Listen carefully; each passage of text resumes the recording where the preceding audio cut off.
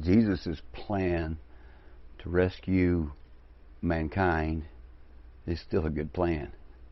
Unfortunately, the ones who say that Jesus came to save us somehow got that confused with, instead of rescuing mankind here on earth, and the earth in the process, by the way, but instead of saving us from, sickness and death like Jesus was exempling, they've turned it around and made some kind of fairy tale out of this place called heaven and hell that they conjured.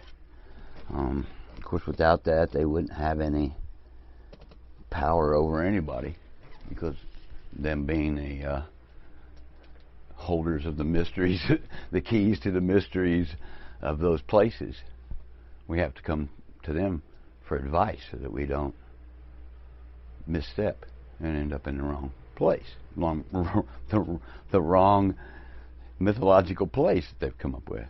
Isn't that a game? But let's peel it back. Excuse me. Let's peel back what Jesus was doing. Let's peel it back to what he was showing us, the example he was giving us. He was trying to instruct without being a boss, by just example, the men who were following him.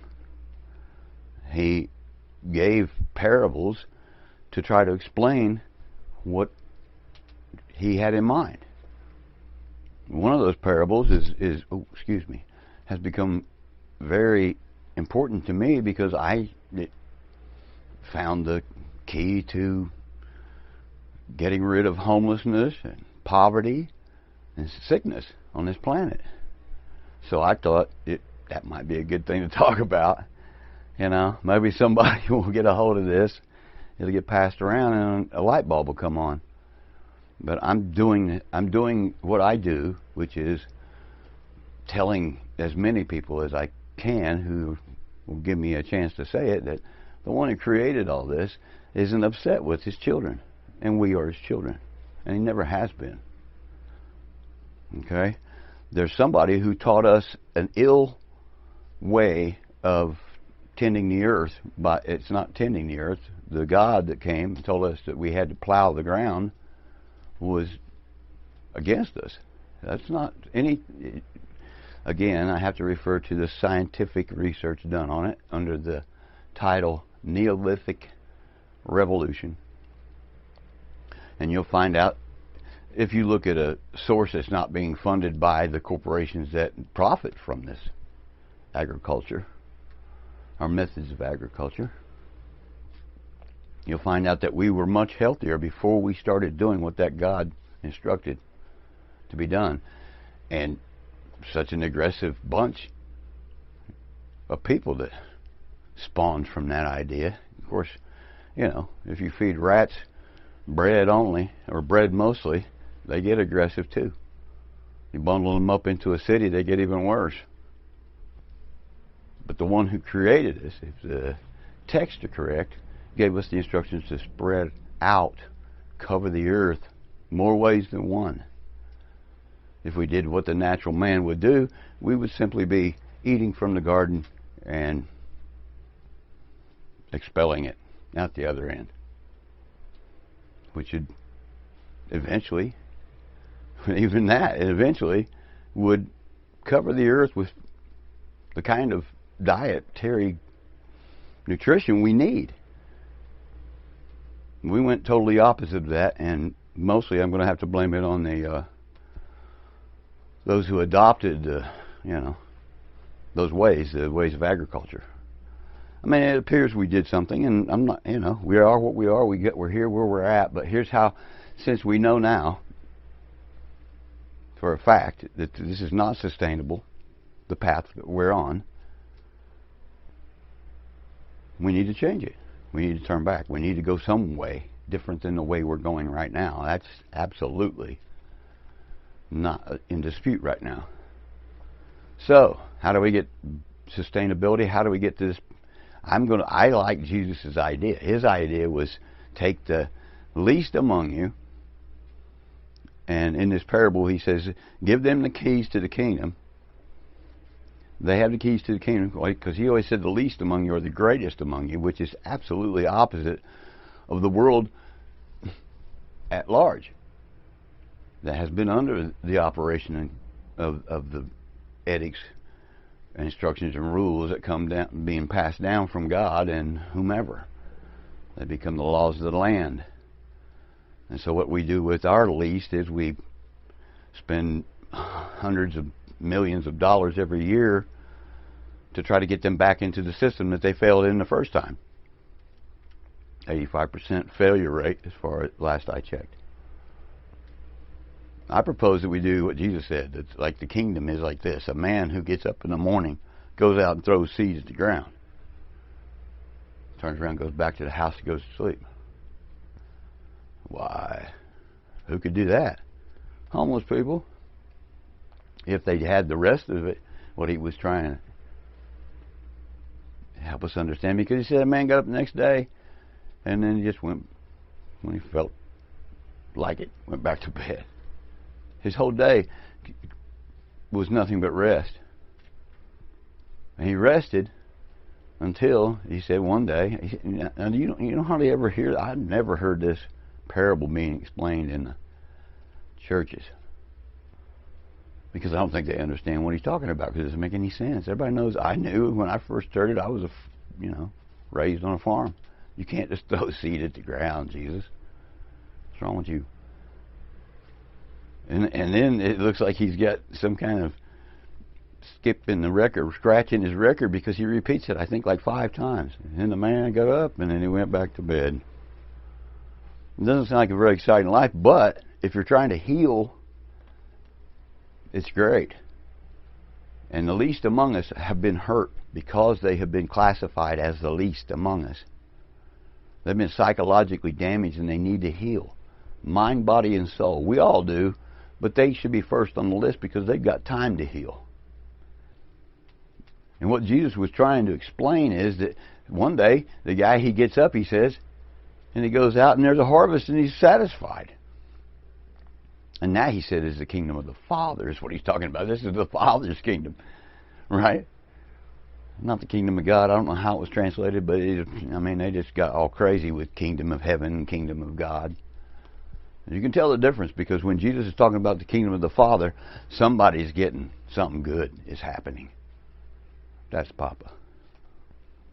And his ways are ancient, and we've forgotten them.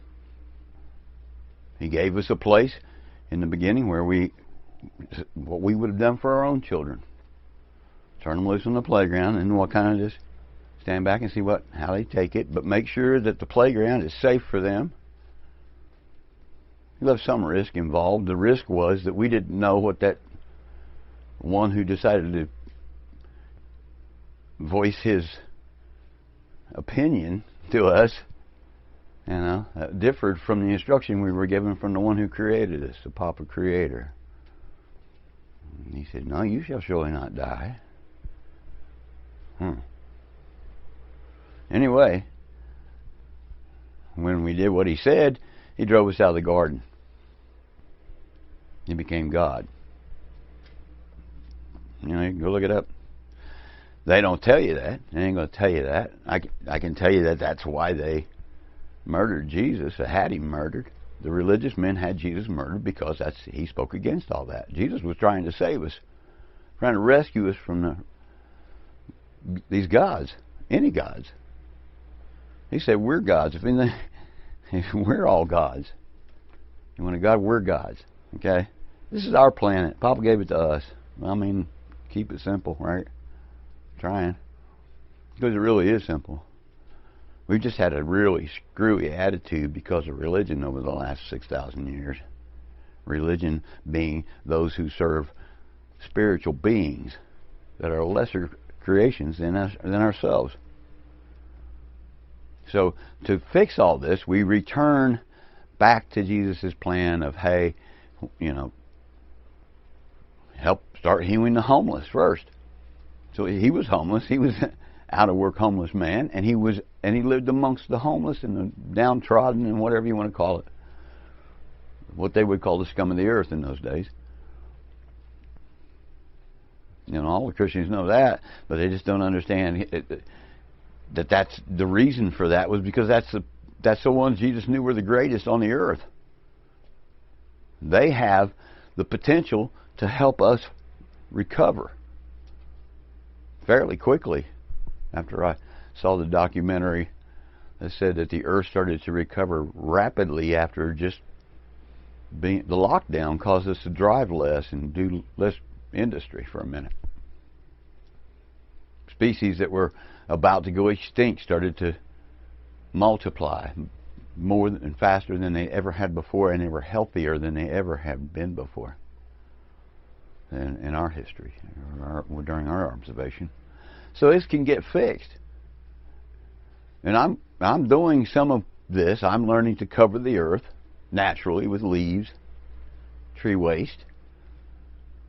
And we've got plenty of leaves and tree waste in this country. If we would take 1/10 of what we're spending on these homeless programs that fail 85% of the time, and that most people end up dying in, or dying around, or dying after they're in these. They usually aren't crazy to start with, but after they go through the system a few times, they are. So it's detrimental to your health being in that system. So why not give those guys, the ones who have the time and just need a home where they won't be evicted from, why not give them earthships covered with gardens and all around? Give them the tree waste, let them build this, let them cover the deserts, let them cover what we can't find value in anymore, pieces of land that nobody wants. You know, we've already destroyed, you know, the earth in those areas. Let's start over there. Let's encourage the growth of the bacteria and fungi and whatever else, insect life, that can decompose some of these compounds that we drug up from underneath the earth and chemically compounded into plastics and polymers and all kind of things that are poisonous.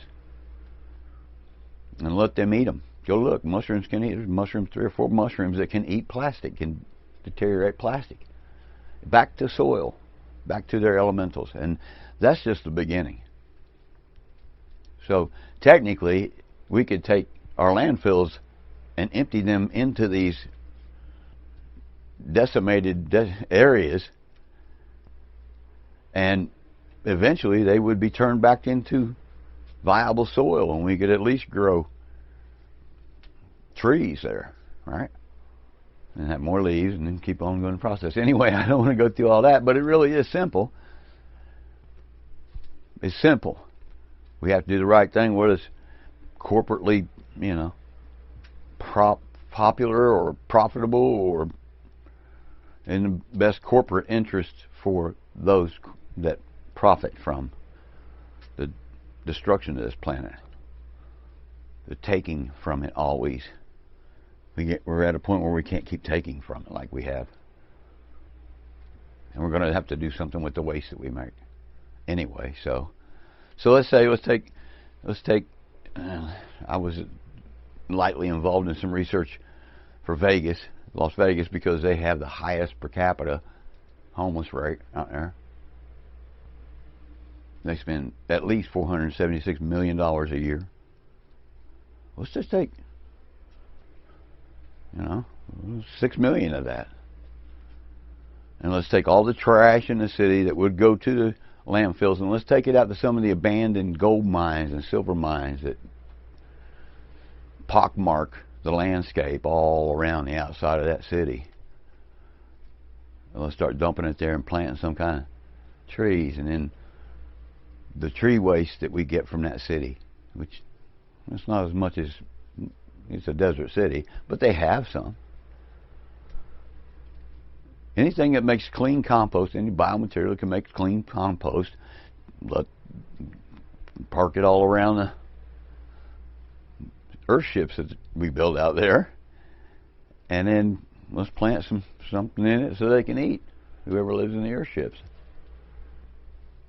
You know, everything I've seen on Earthship so far is that they're pretty much self-sustaining in a garden setting. I mean, very few trips you need to do to get food. And the kind of food that is going to be produced out of undisturbed soil with a no-till, no-dig, mulch over type method will produce nutrient-rich, nutrient-dense food that we don't have, you can't buy right now, which in turn will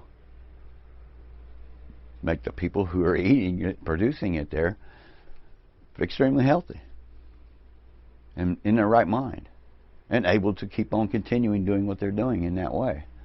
And we could reclaim the deserts like they have, like they've started to do, even better than anyone else has done so far.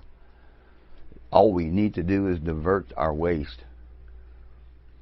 Instead of burying it where it can't ever be used, allow the surface of the earth to do its natural thing. When you put plastic out in the sun, it starts to break it down. When it starts to break down, then the fungi eat it, and they return it to its natural elements. And then it's usable as soil again. And the amount of carbon that'll produce, there's a wealth of carbon buried in those landfills, let me tell you. And the insect population, between the insect population, the fungi, and the bacteria, it can be separated without humans having to dress up in hazmat uniforms. Just take it out. I'm going to suppose that a foot to 2 foot thick, laying, out in the sun on the desert, is going to dry up whatever's on the very surface of it. Beneath the surface, though, the microbes will start to come alive again because there'll be oxygen to it again. That's the issue right now. They found a 27-year-old head of lettuce at the bottom of a landfill in India that was still crispy because there's no oxygen in it for even bacteria to survive, to decompose these materials. So we have quite a bit of undecomposed. It hasn't been rotting. It needs oxygen to rot. A lot of that kind of material in those landfills, and if we return to the surface, we'll start to grow vegetation again. There'll be vegetation in the deserts where we've never seen it before. And there's only one way to get new carbon on this planet, and that's through vegetation. And there's only one way to get humic acid and fulvic acid, I think it's called. I don't know. I have to look that up again. But the two acids that cause life. That's all they know. They don't know where. They know they come from a process somewhere in decomposition. During the decomposition of plant whatever mass, those acids are produced, and those acids are the only. Without those acids, life can't exist. So we would produce massive amounts of everything that helps to bring more life.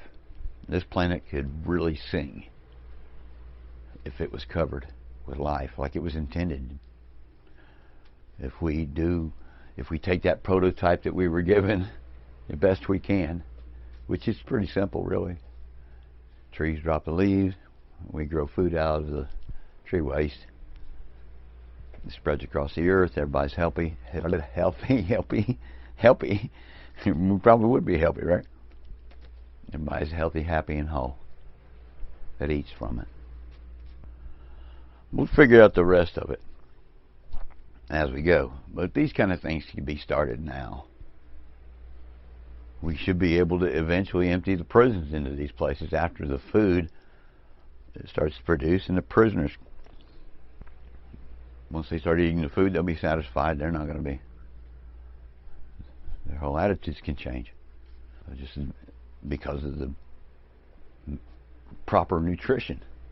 We'll see, right? Who knows?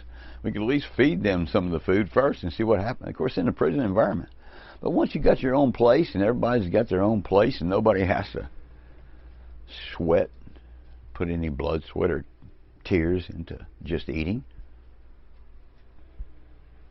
it should turn greed all the way around. We don't need greed. Anyway, I think I've gone on long enough. I hope I've gotten the point across. And I wish you all peace today and always. Okay? Later.